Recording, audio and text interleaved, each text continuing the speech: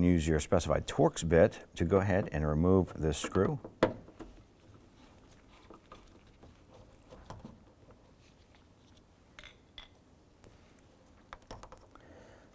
ahead and remove the connector from the unit itself. And once you have the switch out, you're going to go ahead and use a pick. You're going to press down on this little tab right here and remove the connector.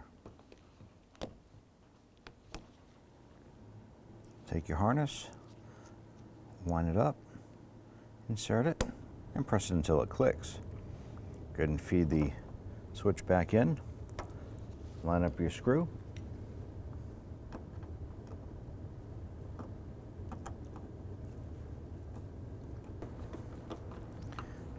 and just snug that down.